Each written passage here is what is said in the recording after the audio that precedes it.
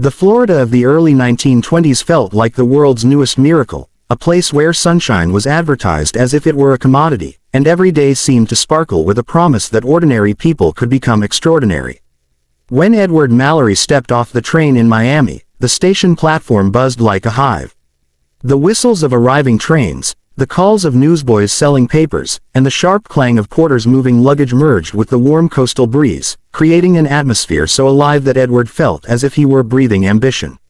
He had left behind a predictable life in Ohio, gray winters, a desk job, and the quiet, persistent feeling that he was meant for something bigger. Florida called to him like a dream. He carried only a suitcase, a modest bundle of savings, and the belief that this sunny frontier was his chance to rewrite his future. His friend Clarence, who had written glowing letters for months, met him with a handshake that nearly pulled his arm off. Clarence wore a bright linen suit, sunglasses perched on his nose even though it was early morning. His confidence alone could have sold land. "Ed, you finally made it," Clarence said, clapping him on the back. "And trust me, you're just in time. People are making money before their shoes hit the sand." They climbed into Clarence's worn-out Ford, its tires stirring up clouds of powdery dust as they rattled toward downtown. Edward's eyes widened as the landscape changed. Blocks of modest houses sat beside luxurious new hotels rising from the ground like giant seashells. The smell of fresh paint, wet concrete, and warm ocean air mixed together, creating a scent that felt like possibility itself. Everywhere he looked, there were signs of frantic growth. Workmen hammered beams while vendors sold lemonade and land brochures on the sidewalks. Clarence pointed proudly at empty tracts of land marked with colorful signs reading, "Future Boulevard," or "Resort Villas Coming Soon." Even the swamps, buzzing with mosquitoes and dotted with herons, had wooden stakes hammered into the mud, as if the mere declaration of development could transform nature itself. As the day faded, Clarence brought him to a glamorous beach gathering, the kind Edward had only seen in magazines. The sand was decorated with lanterns glowing like fireflies, and a jazz band played on a makeshift stage built from wooden crates. Men in white suits mingled with flapper girls wearing sequined dresses that sparkled under the moonlight. Cigarette smoke curled into the salty air, and laughter rolled across the beach like waves. Edward felt swept into the rhythm of the moment. There were people from every corner of America, farmers who had sold their land to invest here, teachers taking a chance on real estate, wealthy northerners escaping winter, and dreamers just like him. They talked of profits, of cities rising overnight, of Florida becoming the next Monte Carlo or Palm Springs. Optimism wasn't just a mood, it was a currency. Clarence introduced Edward to a developer selling parcels along the Miami River. The man spread out a map glowing under lantern light, showing rows of future homes, parks, and business districts.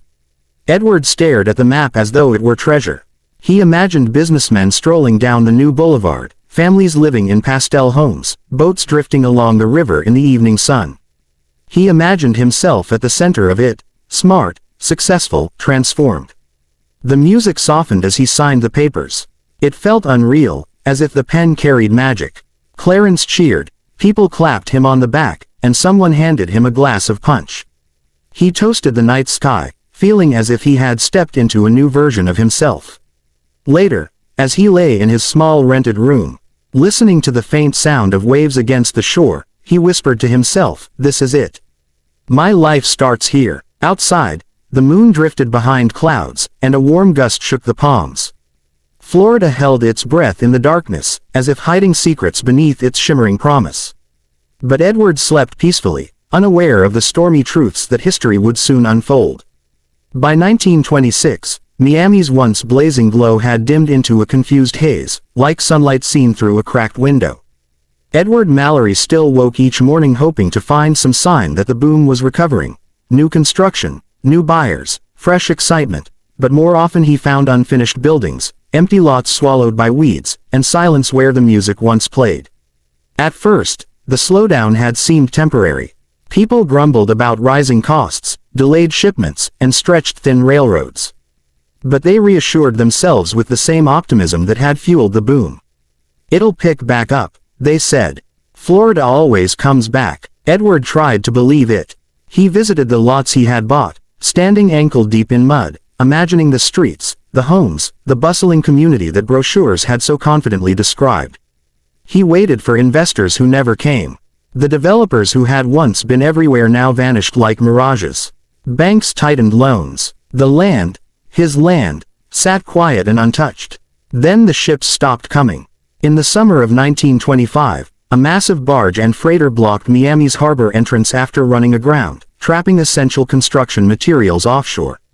Lumber, cement, and steel piled up on ships unable to enter the port. Days turned to weeks. Construction sites froze. Workers wandered jobless through streets that once overflowed with opportunity. Newspapers printed worried articles. Investors began pulling out. But nothing compared to the day the sky itself seemed to turn against Florida. It was late September 1926 when warnings spread through Miami. A powerful hurricane was approaching. People were used to storms, but this one felt different. The air grew heavy, still, almost electric. Birds fled inland. The ocean darkened. Edward sensed something dreadful but couldn't name it.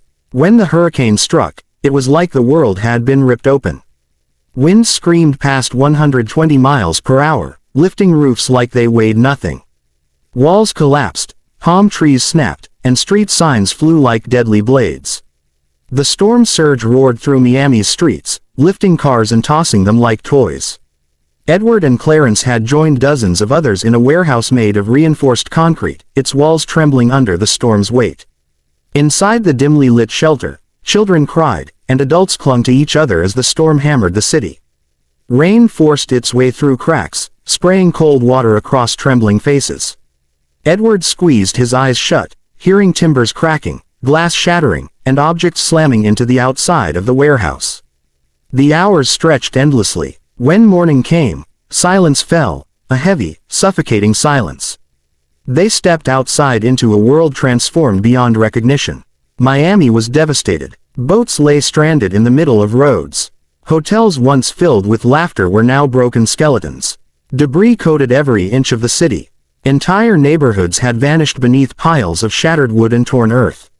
The boom was not just over, it had been buried. Edward walked through the rubble in shock.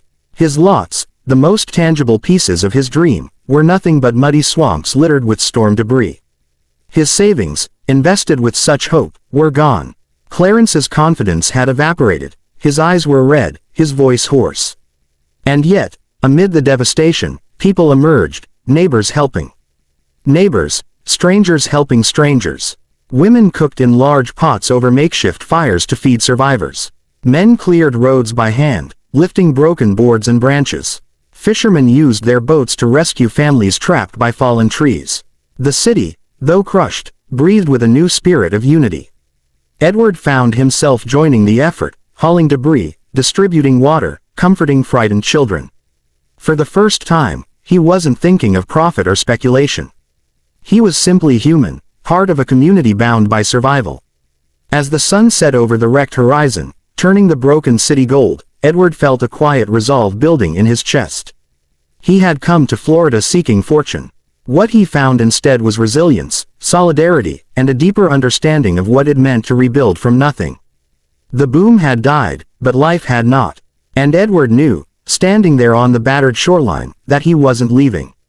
Florida's future would rise again, not on dreams of quick riches, but on the strength of its people.